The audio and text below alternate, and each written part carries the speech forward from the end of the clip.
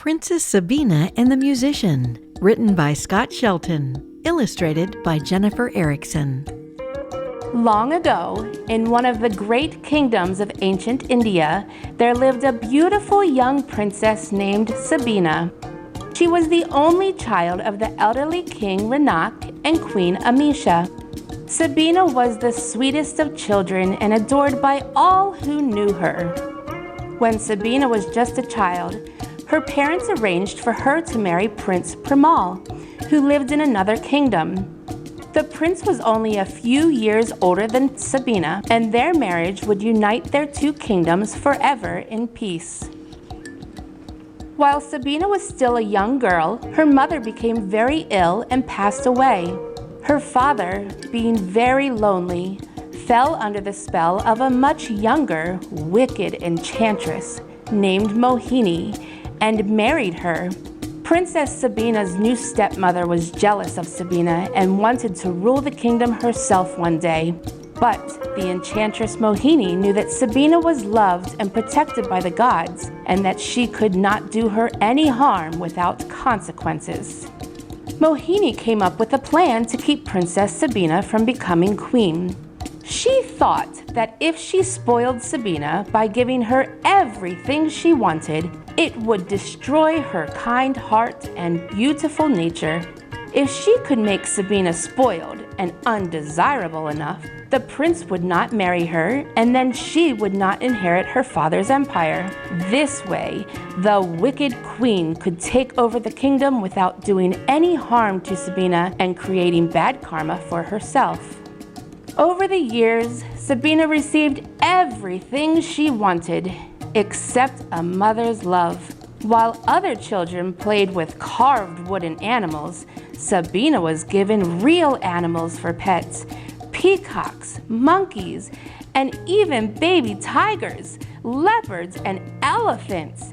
While other children had very little, Sabina was paraded around in a golden carriage decorated with precious jewels. In keeping with her evil plan, Queen Mohini made sure that Sabina had more than she ever wanted or even asked for, so that she learned to never be satisfied. When Princess Sabina was old enough to marry, her father held a huge banquet for her and the prince. However, Sabina behaved very badly and was rude to all the guests. When she was introduced to Prince Premal, she could not help but be attracted to him because he was very handsome, with dark hair, brown eyes, and a small beard. Nevertheless, her attraction to the prince only made her angry because she did not want to like him. So, she decided to insult him by saying, "That is a funny little beard you have. You look just like a macaque. I will call you Prince Macaque." A macaque, you see, is a type of monkey that has a beard. And this was not a very nice thing to say to anyone, especially someone you were going to marry. The prince was so upset that he told his father he could not marry anyone who was so selfish and behaved so badly. His father and mother reminded him that their marriage was already arranged and that he had no choice. However, the prince insisted that he could not live with Sabina as his queen. So, his father and mother went back to their kingdom with all their attendants and left Premal there because he had dishonored their family. Prince Premal felt badly, but he did not know how he could live with someone so spoiled and selfish. He wondered what happened to the thoughtful and kind girl he met when they were little. The prince did not know what to do, so he walked around the palace while he thought about what his father and mother had said to him. Queen Mohini saw the prince's family leave and thought it was the perfect chance to get rid of Sabina. So, she convinced King Ranak to punish Sabina for chasing the prince away by forcing her to marry the first man who came to the palace the next day. King Ranak, being under her spell, agreed. The next morning, a traveling musician arrived first at the palace door. He was dressed in rags, with a large patch over his left eye, and had a clean-shaven face. The queen was delighted to see that a poor traveling musician was the first man to arrive at the palace. He would take Sabina away with him, and she would be gone forever. Sabina was very upset and protested, but the king made her leave with the musician to go back to his home village to be married.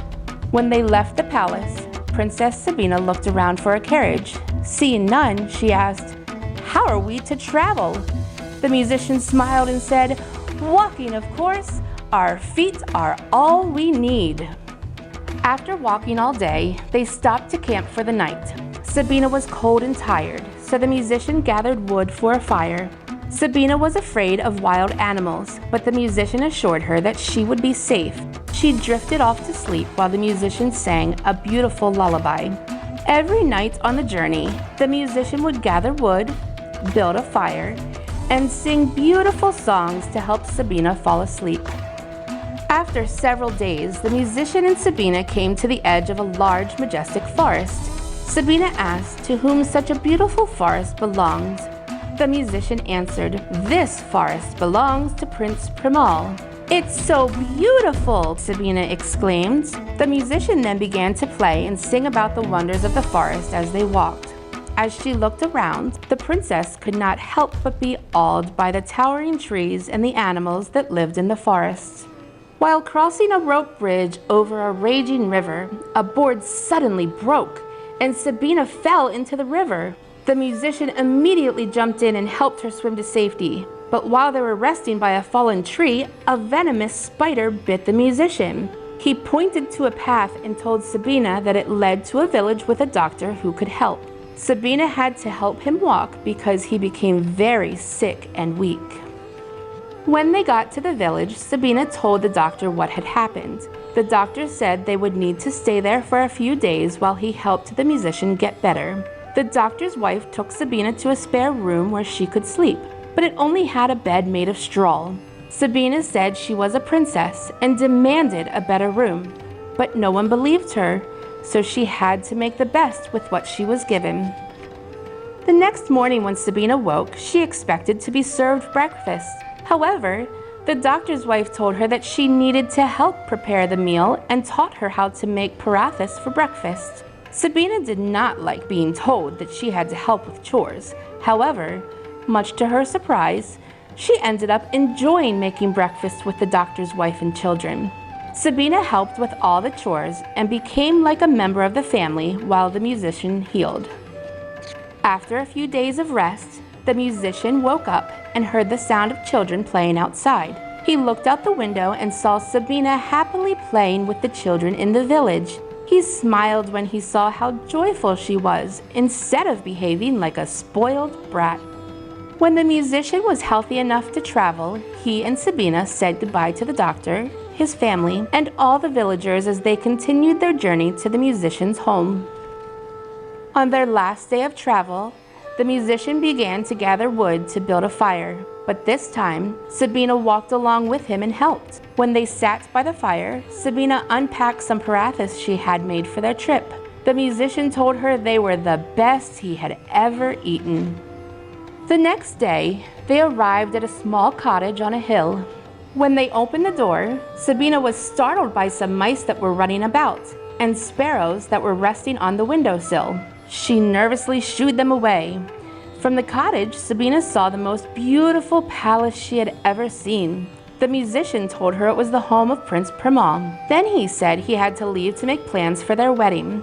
Sabina could only imagine how different her life would have been if she would have treated Prince Premal better. One day, Sabina left the cottage and walked to a small village near the palace. There, she spotted the doctor's wife. The doctor's wife said she had been invited to the palace to help prepare for a great feast, and she asked Sabina to go along with her. For the next couple of days, the doctor's wife and Sabina taught the cooks how to make all the meals and desserts Sabina loved so much from when she had stayed at the doctor's home.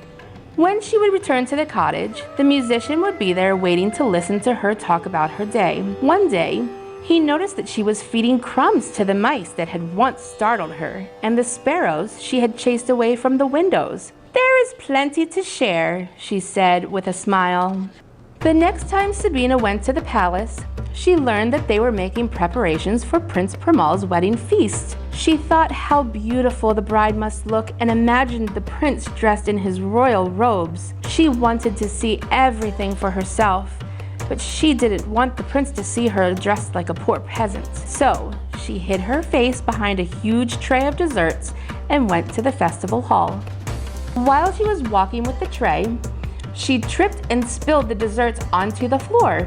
Embarrassed, she started to clean up the mess when she noticed the royal robes of the prince in front of her. "Are you all right?" she heard the prince ask. Sabina didn't want to be seen, so she started to run from the room. "Why are you running?" Prince Primal asked. She stopped because his voice sounded so familiar. "I have done something bad for which I cannot apologize," Sabina answered. "I am the one who needs to apologize," the prince replied. When she turned, she saw the musician standing there, but without his eye patch. Then Sabina realized the musician was Prince Primal. He had shaved his beard and disguised himself as the musician. He explained that he had heard her father and Queen Mohini talking that night in their palace, so he came up with the plan to disguise himself. He wanted a chance to get to know who she really was inside and didn't know what else to do. The prince apologized and asked if she would still marry him, to which she said yes. When Sabina looked at the crowd of people, she saw not only the doctor and his family, but also her father. She immediately ran up to him and gave him a huge hug. The wonderful wedding she wanted to see was hers, and she was the beautiful bride. Having seen the true love of Sabina and Primal, Mohini's spell of King Renac was broken, and she was banished from both kingdoms. Princess Sabina and Prince Primal were married that day, and their kingdoms were forever united in peace.